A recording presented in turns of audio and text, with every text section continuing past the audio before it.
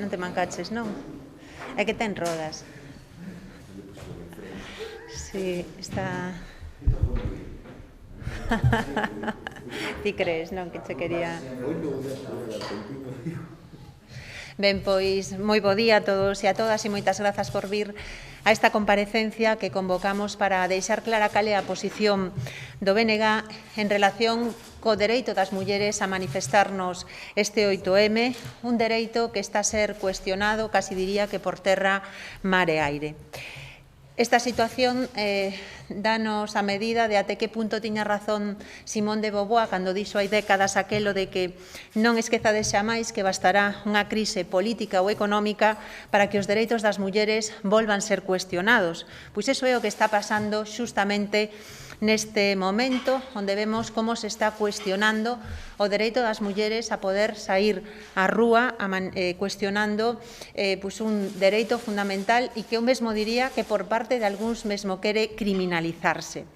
Estamos no medio dunha pandemia que demostrou que esta crise tamén afecta desde o punto de vista de xénero, que afecta no económico e que afecta no laboral. E permitídeme dar algúns datos. Non vemos como o número de mulleres expulsadas ao paro duplica o dos homes.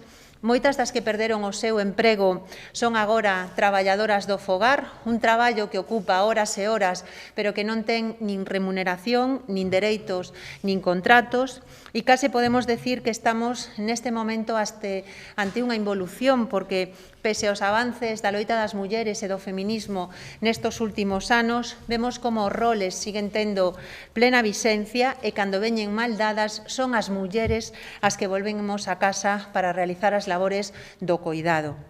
Tamén vemos que nesta crise o traballo feminizado, ese traballo en sectores que ocupan maioritariamente mulleres, foi fundamental para poder enfrentar as consecuencias da pandemia. Estamos falando do sector sanitario, do sector servicio ou do sector dos coidados. Aí están as empregadas das residencias, as enfermeiras, as médicas, as limpadoras, as caixeiras dos supermercados, as coidadoras formais ou informais, as persoas que traballan nas escolas infantís, tantos e tantos traballos que foron fundamentais, non só no confinamento, sino ao longo desta dura pandemia, que teñen en moitas ocasións un denominador común, e que son traballos precarios, mal pagados, invisibilizados e escasamente valorados.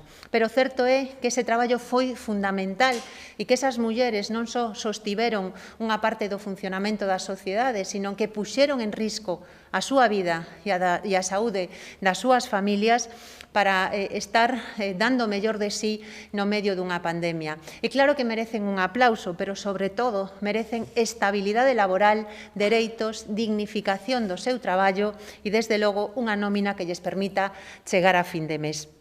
Sin embargo, vemos como ese non é o resultado deste ano de pandemia, sino que o paro afecta máis a esos sectores, que a precariedade sigue aí e que seguimos vendo como a fenda salarial sigue afectando as condicións laborais das mulleres.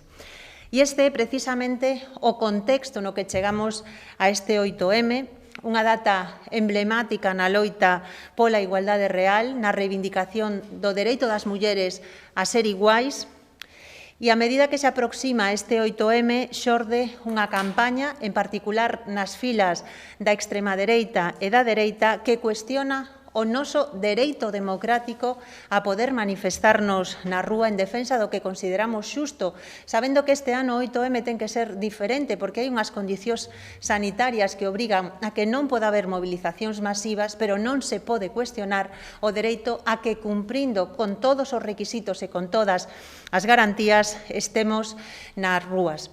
Esta é unha campaña orquestrada desde as filas do Partido Popular e de Vox, a que parece que tamén sucumbe o Partido Socialista, e que lle di ás mulleres que non, que este 8M non toca exercer o dereito a manifestarnos na rúa, que este 8M temos que telemanifestarnos ou quedar de novo na casa. E non é xusto, porque ao longo de toda esta pandemia vimos como houve multitude de manifestacións, concentracións, movilizacións de todo tipo, por certo, algunhas alentadas por esa dereita e extrema dereita que agora ergue a voz para decirnos que as mulleres non podemos manifestarnos e que temos que quedar na casa. E ante toda esta movilización que se expresou nas rúas, ninguén dixo nada, ninguén cuestionou ningún só acto dos que se fixo ao longo e ancho de todo o Estado español e ao longo e ancho de Galiza. E parece que o único perigo é cando as mulleres saímos á rúa a reclamar dereitos, igualdade e un futuro mellor para nós e para as que veñen detrás de nós. E desde o BNG temos moi claro que non imos calar, que non imos permitir ningunha campaña contra as mulleres que limite os nosos dereitos. Non imos calar nin imos permitir que as mulleres se nos trate como cidadás de segunda, como irresponsables as que hai que tutelar e vixilar desde os poderes públicos. Non imos calar nin imos permitir unha campaña que pretende criminalizar as mulleres, unha campaña de ataque directo aos nosos dereitos e que mesmo pois parece que quere aboar o terreo para culpabilizar as mulleres dunha cuarta onda. Igual que fixeron o Partido Popular e Vox hai xustamente un ano, unha mentira repetida 1000 veces e que segue sendo a nai de todas as mentiras nun tempo no que, se algo sobran, son fake news.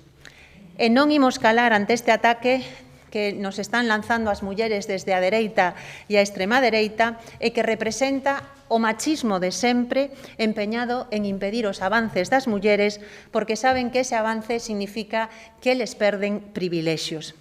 Decirlles que non van amedrentarnos, nin van impedir que defendamos nas rúas os nosos dereitos, porque non imos quedar na casa esperando o permiso de ninguén. Insisto, con actos que cumplen todas as garantías, porque é importante que lembremos que xa houve outras manifestacións e tamén o feminismo estivo neste ano de pandemia nas rúas. Estivemos o 25N gardando distancia, con todas as medidas de seguridade, coa máxima responsabilidade e coidado do conxunto da sociedade, porque se algo nos define precisamente como mulleres é nesa capacidade de empatía e de pensar no ben común.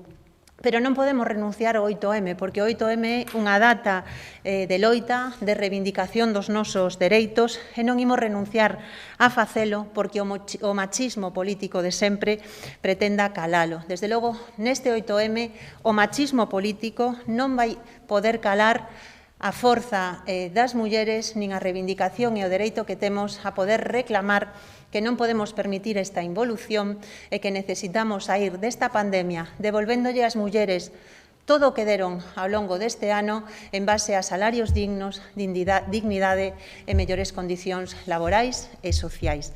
E eu, pois, pola miña parte, era o que quería trasladar. Non sei se queredes facer algunha pregunta.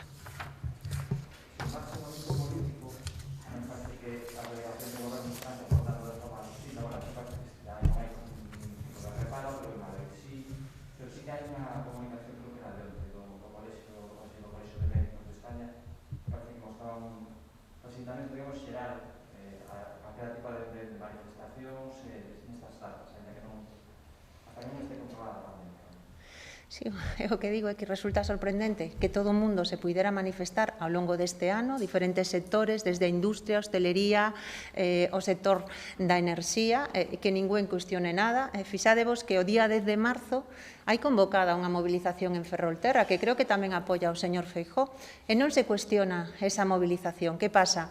Que a única movilización que se cuestiona é aquela protagonizada polas mulleres para poder reivindicar os seus dereitos, cando, ademais, se algo está resaltando o feminismo é que se van a cumprir con todas as garantías sanitarias, de distancia, e, polo tanto, non estamos falando das movilizacións masivas destes últimos anos, sino de actos reivindicativos que cumplen todos os dereitos, non? E, polo tanto, eu creo que o que estamos vendo é como, pois, tamén nesta pandemia vemos que se considera as mulleres cidadáns de segundas, porque, insisto, todo o mundo pode manifestarse, pero as únicas movilizacións que se cuestionan son as protagonizadas por mulleres. Desde logo, hai moito machismo político detrás dese cuestionamento e un intento claro de que esta saída que ten que haber na crise signifique un paso atrás para as mulleres. E non podemos permitilo, insisto, porque non somos cidadás de segunda.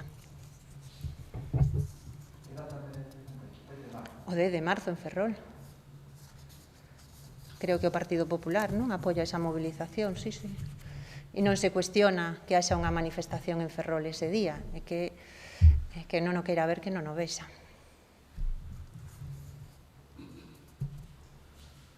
Algo máis?